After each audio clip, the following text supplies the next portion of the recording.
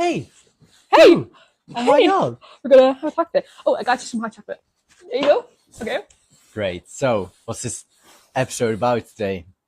Today we're gonna be talking about a topic that is not talked about often. I did not even know what this was until I discovered PPD. Because it's not really something that yeah. I've never talked about this before with a lot of people. You were the first person I started talking about this subject, Yeah. and then I realized I experienced it a lot with other people. Right. And it gave me a lot of clarity to know about it. So, yeah. Yeah. Today's episode. What is an FP? What And is how do FP? we deal with it? Yeah. An FP stands for favorite person, and it's someone people with BPD idolize. The way they behave can change someone's whole mood. People with BPD can become very dependent on on their FP. They want constant reassurance, and they try to be around their FP as much as possible. We'll be talking about splitting a bit, and this is something that occurs as well. So we're going to be talking about a lot of the symptoms, Yes. things that you experience, symptoms, but things that you experience, mentally, I guess, when you have an FP. Yeah, and how I would describe basically. having an FP is pretty much someone you just like idolize a lot and you look up to and you adore, and that can suddenly just change into For sure. hate. Yeah. And it's someone you just feel really intense emotions for. And I think some people would think, oh, but that's just that's just having a crush or something, because having an FP, you also want to be around them all the time, For sure. Yes. and you care about their opinion and you want to take over their interests. So in a way, it sounds like it's like having a crush, but it is actually something else. Yeah. How would you explain that? No, that's a very good question, actually. And it's something that confused me in the beginning as well. Now I've gotten better with defining and seeing the difference between the two. And how I would describe it is with an FP, there are not necessarily any romantic feelings. So it's not necessarily like you want to be in a relationship with them. It's more so that you just want to be around them. And it's mostly purely platonic. And with a crush, you've romantic interest. You know, you want to be with them, you want to be intimate with them on a physical level, but like more than just hugging, like kissing and stuff like that. So yeah, that's a little bit how I would describe it. I think it's the same thing exactly. Yeah. So pretty much it's still someone you adore and idolize and want to be around all the time and you think about a lot. And For you real. want to text all the Yes. time Yep. and all day, Absolutely. and you want to know their thoughts and whatever. So Yeah, there are a lot of similarities between having a crush Yeah. and having an FP, but it's mostly the romantic aspect that differs. it is possible to have an FP that you also have a crush on. Yes. So that's also possible. This is true. But not necessarily having a FP means that you also have a crush on them. No, Or exactly. that you like them romantically. So it's not always like that. Yeah. So I have a question for you. How does someone become an FP for you? How did someone become an FP for me? Well, most of the time for me, I would say, I think my FPs probably have similarities. Most of them I would have like deep connections with, and I would talk about deeper stuff. And most of them are pretty curious people. And also one big thing is when they give you attention, I guess, when you spend a lot of time with them at the beginning and they give you attention, you get this bond really fast. Very true. And Yes, very intense. it can happen in a really short time. It can happen in like a few days. I guess you can already have someone become your FP. So I would say mostly just attention and spending a lot of time together. Someone that sparks my curiosity. And I can just talk about with a lot of different stuff. Yeah. So and also I tend to like people that are, I guess, in a way dominant, or they like to take initiative. Right.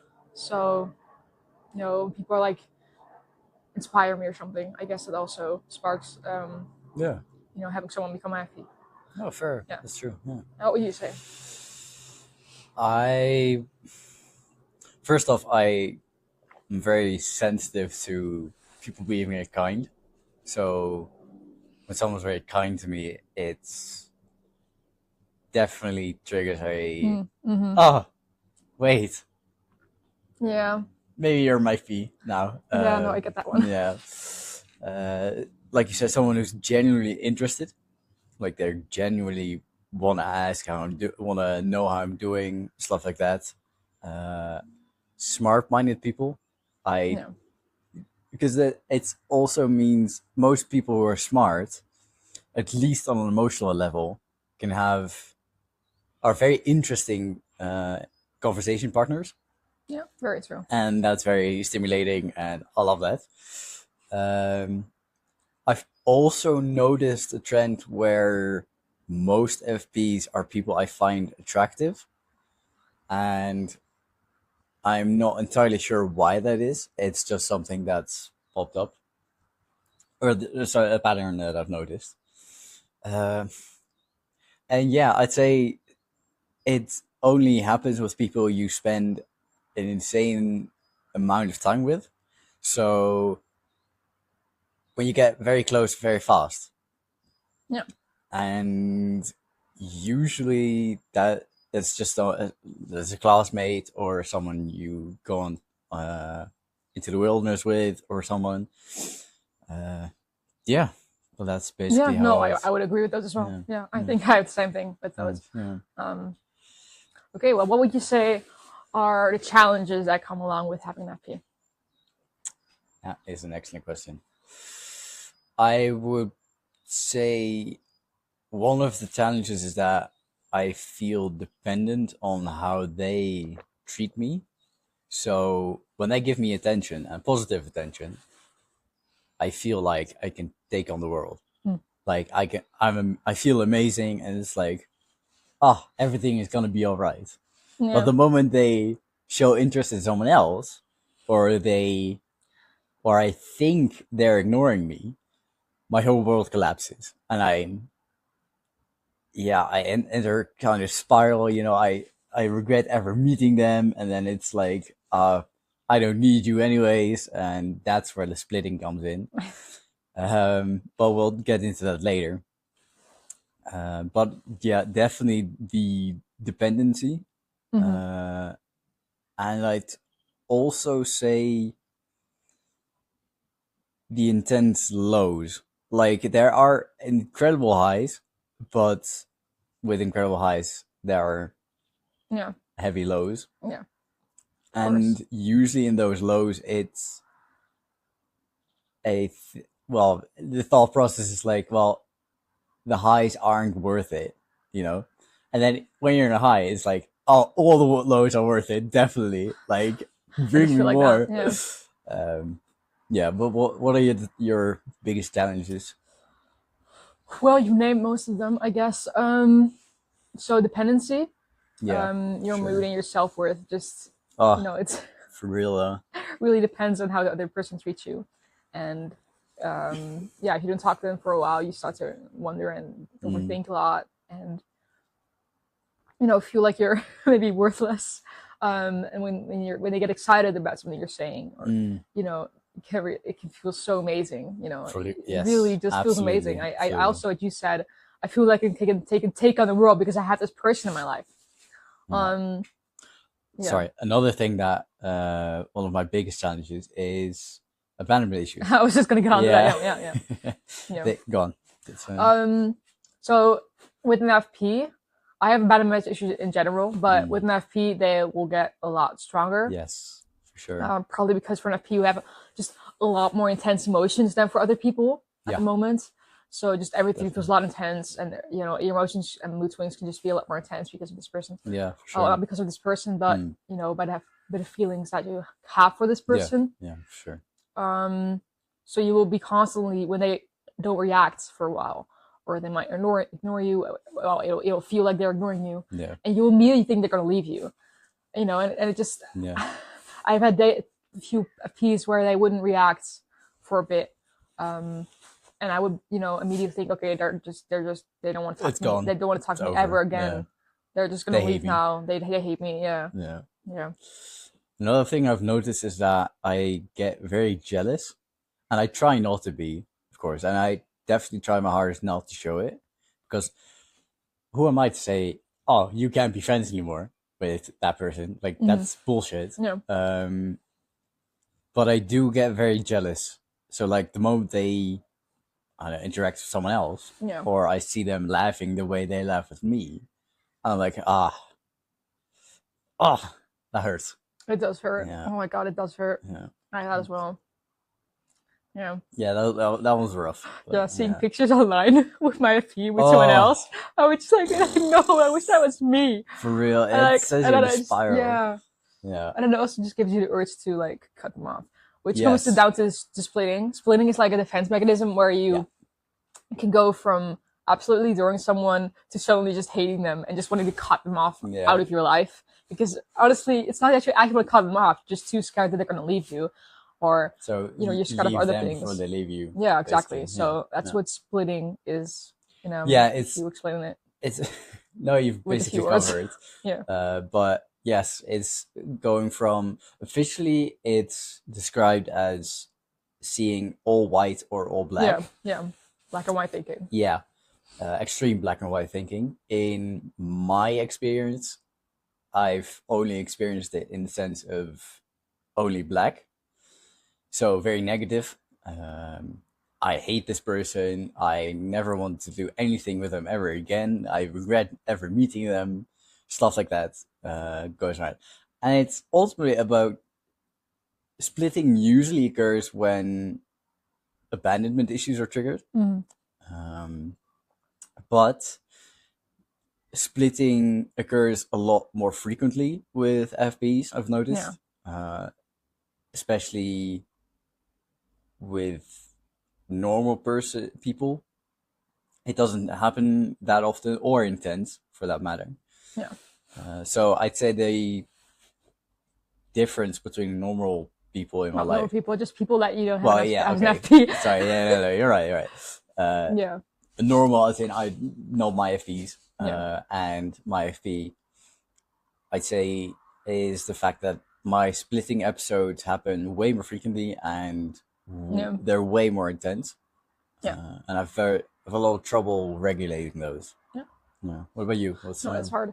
I would say the same. So the more you feel for someone or people in your life, the tougher and the more the bigger the split, the more intense the split. Yes. So it's really just like the people that you're really close with in your life, not just my FPs, but people I'm just close with in my life, I'll split on them a lot sooner and a lot more. For sure. Because I'm close with them and I feel things more intensely for them. And with an FP, of course, because you feel things more intensively, you'll split them more frequently. Sure, so I experience as well, the same as just being triggered by their behavior when you don't agree with their behavior in a certain way. Yes. Or because that is possible.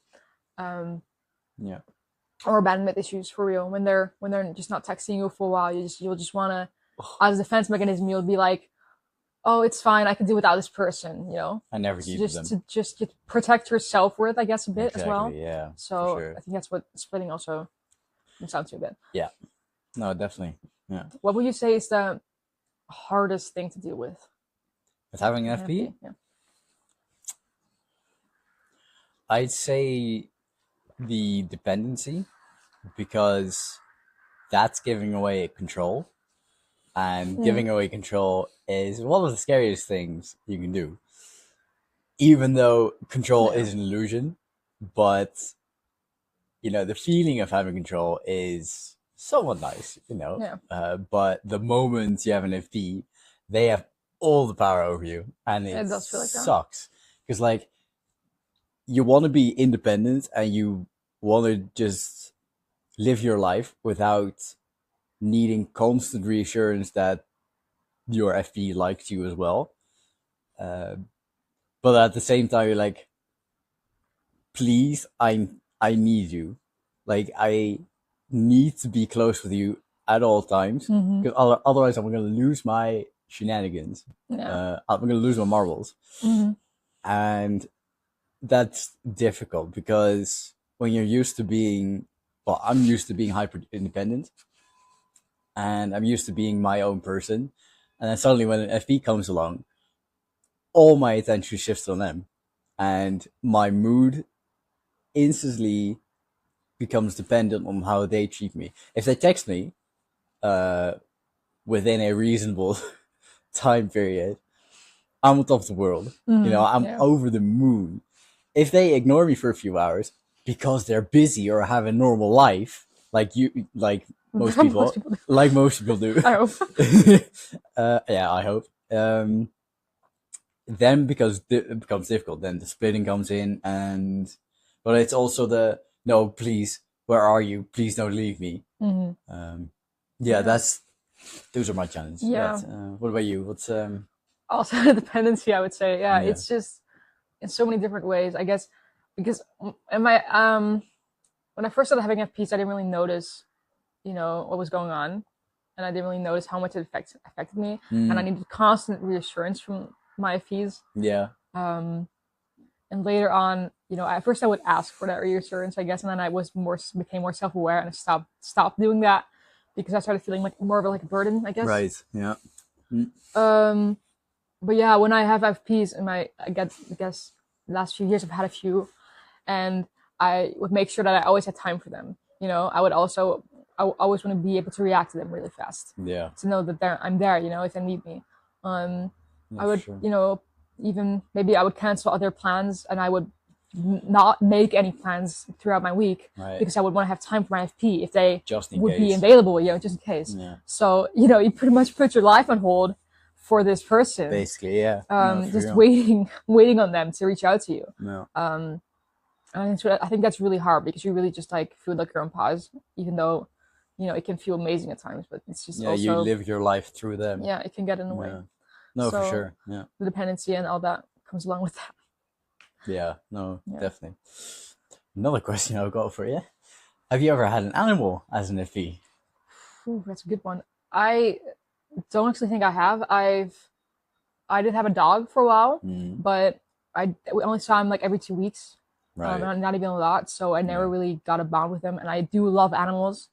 I have family with animals, but I never see them that often. Right. To create that bond with them, even though I do think that it's, a thing that could have happened, but it never did.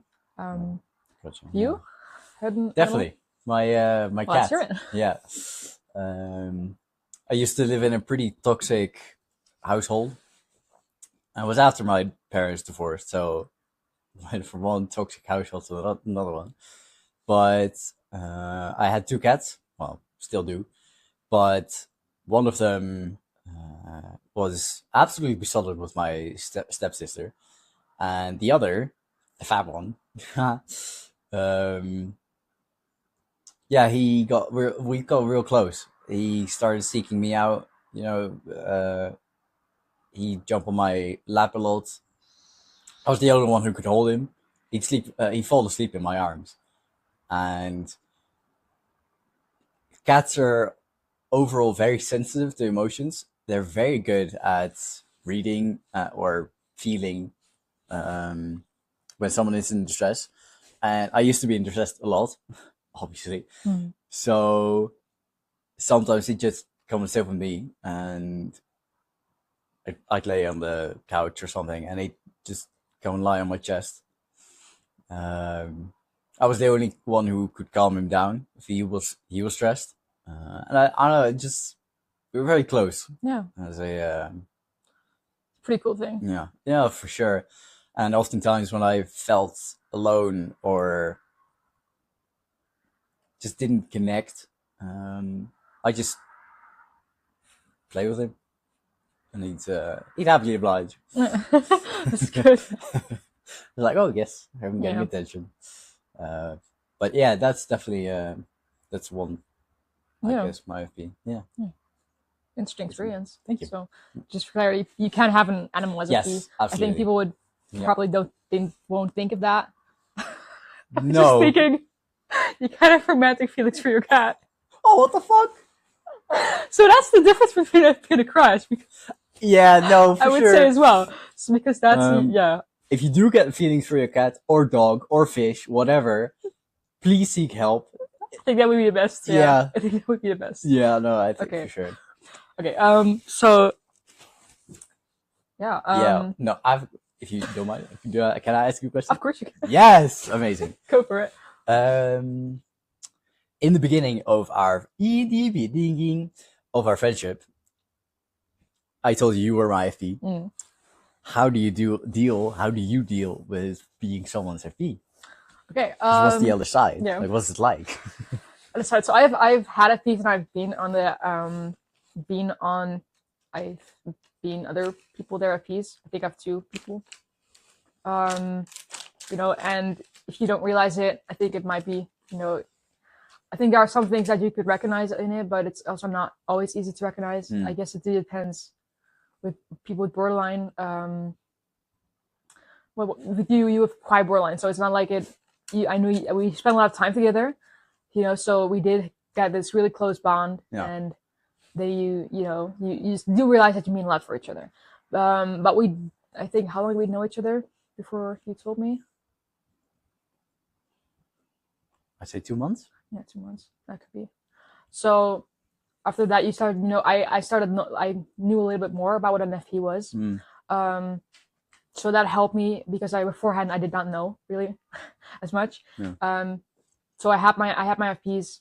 I turned into people their FPs when I already knew what an FP was, and I already knew what it was like to have an FP. So, and I don't think I was reacting the best way, but I do think, you know, having, I did feel the need to just reassure them, I guess. You as well, to like spend time with you, and but also have you have your own time. You know, I didn't want you to become dependent on me, because I didn't think that would be good for both of us. And I didn't think that would be good for our friendship as well. Agreed. Yeah. And we're still really close, so it all ended up pretty good. So what I would think, is that it's something special. I think when you become someone as an SP, it means, you know, you realize you mean a lot to them in a way. Definitely. And I really want to do the best I can do for them, but sometimes it can, of course, be a struggle because some people might feel responsibility for making sure that the person that whose FP you are, you know, feels good and feels reassured and right. Feels okay. So that's the thing that comes along with it as well. But I think the best thing to do is just communicate and make sure, you know, communicate what your thoughts are and what you both need to set some healthy boundaries and things like that. I think that's really important. Communication is very, very important. When you realize that you have an FP, or if you are someone's FP, I think that's the best you can do is just communicate what you both need. Yeah.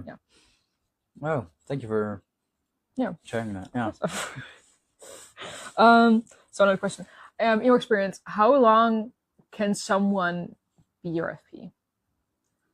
Wow. What is that? Would you say? Whew. Long answer short. I'd say the longest I've had is a year.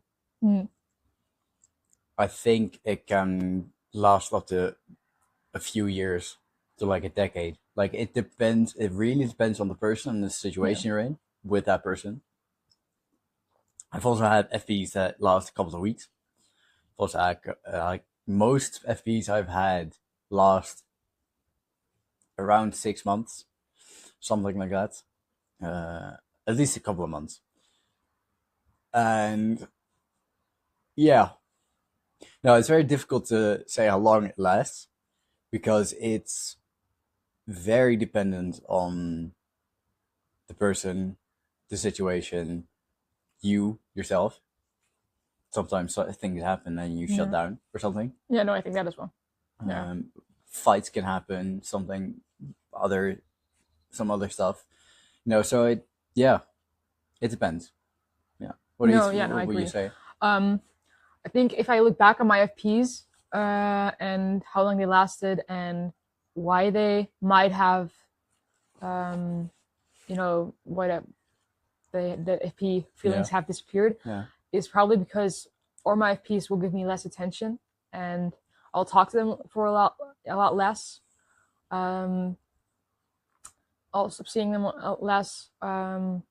That can, the emotions will eventually fade a bit, I guess, because how much, if someone is in your life a lot, the emotions will just keep coming, and you'll keep getting these, triggers and like, how do you call that? Prikkels. Sensations? So not sensations, no. I think just a lot of stuff keeps coming on. You could get a lot of like input, I guess. Input to have these feelings come up. So when you have less interaction with your FP, I think the input is just a lot less. As well as what I always release is having fights with my FP, or having discussions, or being hurt by my FP, or just a lot of things that'll, be hurtful. Yeah. Then, after a while, because at first you might start excusing your FP, you'll just put the blame on yourself. Of course, yeah. And your own self-worth, and you won't look at the other person. You'll think that they're probably right, and that you should own up to your behavior, and you should be better for them. Yeah, it's your responsibility to do better. Yeah. And after a while, I think for me, I started realizing what I deserved, and that, it wasn't all my own fault. And I started talking to friends of mine, and then you also start to realize what's going on, and if everything that's happening is normal, and if you are in wrong, or if the whole situation is just a little too complicated. Yeah. But after a while, if I'm hurt too much by my FP, or if too many things have happened, my feelings for an FP will also disappear a bit. No, fair. Yeah. I think I would also say that. But I think that for everyone there might be different reasons. Yeah. So yeah. No, fair. Yeah. For me also, another one is when you start my FPs, when I get FPs, we mostly talk about deep stuff. And when we start talking a little bit more, less deep than we first did, it also more on the surface. Yeah, it's more on the surface. My feelings will also, fade a bit. No, fair. I would say. So you lose the connection a bit. Yeah. No. Yeah. What we say are positive effects. Positive effects. Are there any positive effects to Are there positive effects? having an FP? Well, I mean, the highs are good. I would say the highs are really good. They feel really amazing, and you feel like you can do anything. And at those moments, definitely, I get really inspired. But it's something that the highs, you don't feel like you're really in control of them. So I would say it's a good thing, but it's also not something you really have control over. So it makes it complicated. But I also I get inspired by my FPs. I want to learn new things about them. I want to learn and take on new interests. I want to be a better person for them. And sometimes, that makes me, be better in certain aspects of my life. Even though, helicopter. Wow. I would say there are positive aspects, but they can also, it really affects other people in your life. Having an FP, I didn't think we just have that question yet. That it can affect people in your life a lot. Having an FP. Yes, right. Do you mean like prioritizing your FP over others? Well, stuff like that, yeah. So yeah, no, for sure. What I would say with I'll get back to the positive aspects in a bit, but is that when I had an FP, I would really prioritize them over my other friends. Really, I would still hang out with my other friends, but I'd be constantly wanting to text my FP and wanting to be there for them, be available. I would be talking about my FP a lot.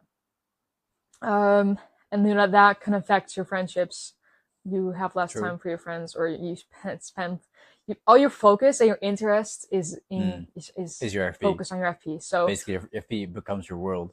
Pretty much, yeah. That's kind of what it feels like. So that can affect your friends as well. I think it's something to be aware of. And people in your, definitely, your surroundings. Back to what would you say? How does that affect people in your surrounding? The thing I typically notice is I tend to hide it, and I'd say the only thing people might notice is me smiling at my phone a lot when I'm texting my FP. But in general, I really try to focus on not just prioritizing my FE, but also the surroundings. And I try not to focus on my new world, basically, but also my other friends, because they are important as well. No, they are, yeah. Yeah, of course. Yeah, I'd definitely say the effects are, you've already handled the effects, basically, because, yeah, to be honest, I can't think of anything else other than, you know, people might think, oh, she's just, or he or she is just busy with therapy. They're neglecting our friendship. Yeah. You know, it's like, which is not the case, because for example, I still care about my friends a lot, even if I have FPs, but my focus is just shifted onto my FP. Doesn't mean I don't care about my friends. And you know, some of my friends, when they noticed that I had an FP, because I told them about it, you know, they noticed I was texting this person a lot and just couldn't shut up about them, whatever. And I think that became a little irritating to my friends and frustrating, which I totally get. So I've become more aware of that in the last year, to try not, you know, just focus on my FP a lot. Right, yeah. Well, fair. So, back to that positive aspect. Right, yes. I keep getting sidetracked. What would you say? It is. The positive aspects of having an FP. Yeah, for you. For me personally, I'd say the highs are insanely good. They're addictive. You try to seek those highs, of course. Just like, why wouldn't you feel like that? Want to feel like that? I also say you do learn a lot from having an FP. You know, even if they don't, Ethan, even if they, Take your time. Sorry, take your time. yeah, okay. So basically, but they're not your FP anymore, but they were. It can still teach a lot of lessons, and I think it's important to stay focused not just on the negative aspects. That's not what this question was about. Well, it's about lessons as well. Yeah, okay. I was going to ask that anyway, so. Oh, right, great. I'm ahead of you. No, I'd say definitely the lessons aspects. There's always a lesson to be learned. The highs are really high, basically. And yeah, it also teaches you self-control. Like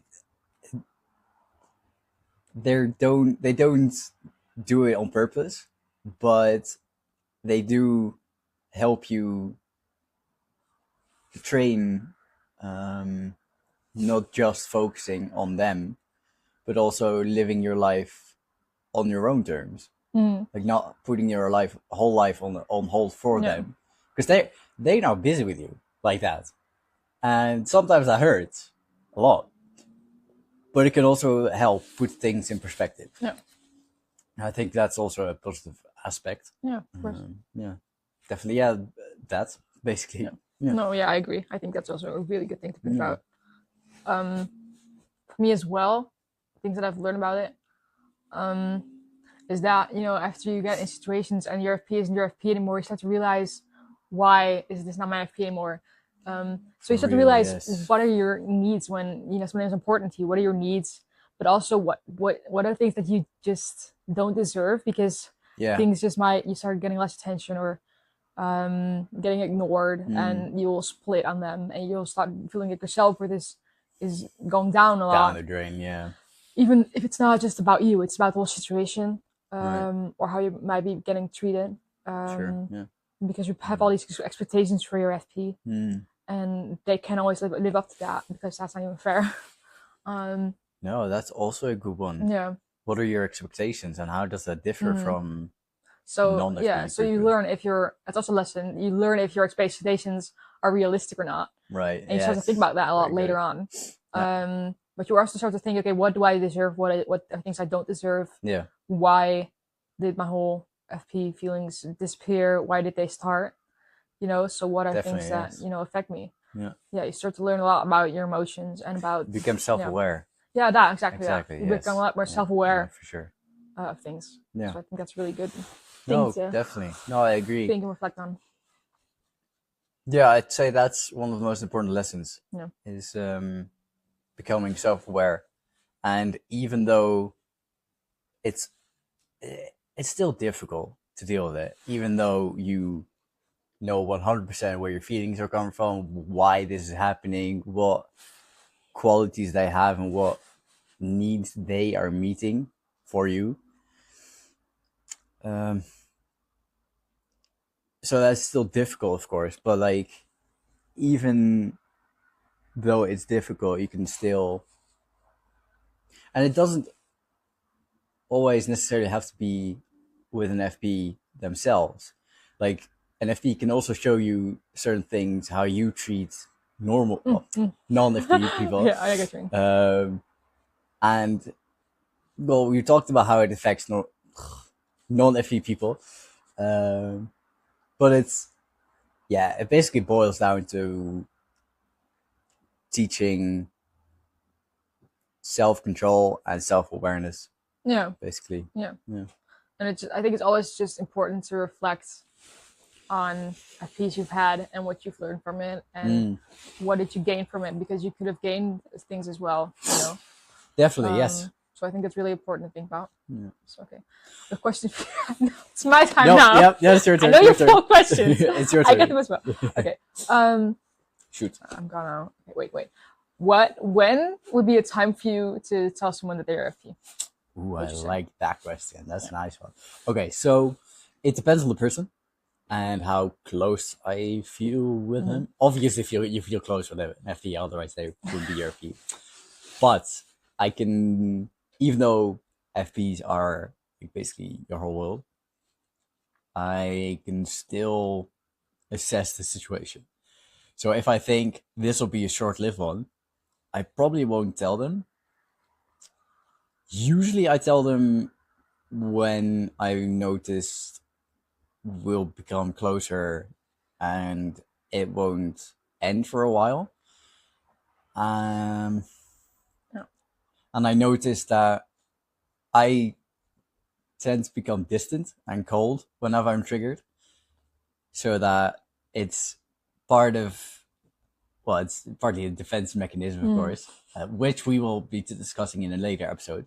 But I say when I notice I'm going to be, if the moment has been where I've become cold and distant, and there's a moment where I'm triggered, after that, I'll usually tell them when we're okay again in my head, because I feel like it's not fair on them to suddenly get that treatment and not know where it's coming from. So it's usually around the 1 month mark where I'll tell them, hey, you're my fee. It basically means I idolize you, but don't worry about it. It's my responsibility. I just want you to know, because sometimes my behavior can get influenced by it, and it's not your fault. It's just my brain going haywire. No. And I tell them just because it's not to seek support or gain empathy or whatever, or sympathy. It's purely to give them insight and maybe hold myself accountable a bit. But it's mostly just, so that they know where certain behaviors come. Yeah, exactly. They're aware of certain behaviors. I think that's really a really good thing. I think that's really important. Yeah. When would you tell? FP? Yeah, also when I feel safe with them, I guess, because sometimes I feel safe. I feel close with my FP, but I don't always necessarily feel really safe with them. Which is different to me, I guess. So when I feel close to them, I feel safe, and I believe they might be in my life a bit longer. Though with my abandonment issues, it's hard to actually believe anyone will stay in my life. Yeah. But when I just feel safe with them, and I do think, and I believe they actually care about me and my needs, and they want to learn more about it. about what I'm going through, then I might, tell them. So No, yeah, that's and when fair. I do think that they might understand it, Right. or think they'll be good about it, That's also a very good one. Yeah. Yeah. If I think they'll react react well. very Yeah. poorly, I won't tell them. No, I know, I get that. No. Yeah. Yeah, for sure. Yeah. Definitely. Yeah. So that really. Have you ever gotten a reaction that where you thought the person would be open to it, or at least have a nice response, and then it totally backfired? Well, that's the thing. I haven't told that many people that they're my IFP. At first, I didn't know what it was. So like, Fair. I think a year and a half ago, I started because I knew about BPD for a few years, but I knew about idolizing and adoring people, but I didn't know about the whole FP thing. Yeah. I suppose. But yeah, when I've never had bad reactions. I haven't told that many people. The reactions I did get were pretty good, because these people also, I knew those people cared about me as well, Right. Because they told me. So then you feel safe, and you felt, like it was a good place to tell. Yeah. No, for sure. And like they would react well. So yeah, so I trusted them. Yeah, that's good. Nice. So I think that's important. And there are people I haven't told, that they were my FP. Not always a bad thing. Sometimes it just doesn't come up to me, or I don't talk to them that often, or my FP feelings won't be there for that long, or I'm waiting for the right moment for too long. That happens as well. Yeah, no, for sure. But the times that I've told my FPs that they're my FP, it went pretty okay. So nice. Yeah. What are some tips and tricks you'd give someone for dealing with an FP? Yeah. Okay, so if you have an FP, it can be really scary. It can be really intense. It can be a lot. It can be really overwhelming. So I didn't have one for a while, and then I had one, I think about a few weeks ago, for like only not even that long. And I was like, oh, I remember this feeling. It's back again. Oh, no. I haven't missed this. No, and it was up and it was down again, and then it faded again a bit.